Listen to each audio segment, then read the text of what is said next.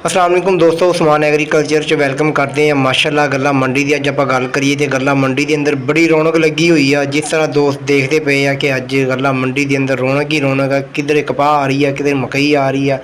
कपाह मकई की गल करिए बड़ा रेट अज माशाअल्लाह गंदम की कीमत के अंदर बड़ा इजाफा देखने को मिलता पाया, जिंदे वजह तो अज मुंजी झोने के अंदर बड़ा इजाफा देखने को मिलता पाया वा। अज की रेट है तुहाडे दोस्तों के नाल आपां रेट शेयर करते हैं। अज सब तो पहलों सरसों अज गल्ला मंडी के अंदर माशाअल्लाह आ रही है, क्योंकि सरसों का जो रेट है वह भी बड़ा हाई हो गया।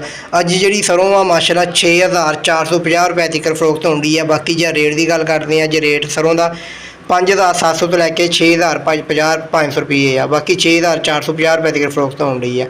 इस तरह अगर आप गल करते हैं तेलचीरी माशाअल्लाह अज 16000 रुपए तक मंडी के फरोख्त हो रहा वा। मूंगी जी 8900 9000 रुपए तक फरोख्त हो रही है।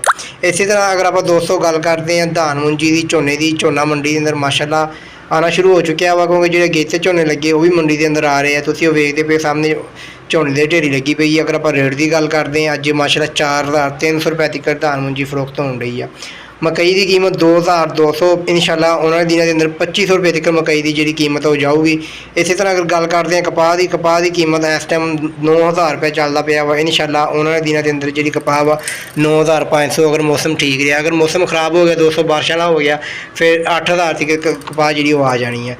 इस तरह अगर आप गल करते हैं दोस्तों गंदम अज माशाअल्लाह मंडी के अंदर बड़ी मकदार नाल आ रही है, क्योंकि गंदम के अंदर बेहतरी भी आना शुरू हो चुकी है। हुकूमती जो रेट वा अज गल्ला मंडी मियाँ चनू का जो रेट हुकूमती जिले सस्ता तो 2800 रुपया, लेकिन अज 2850 रुपए की गंदम जी फरोख्त हो रही है।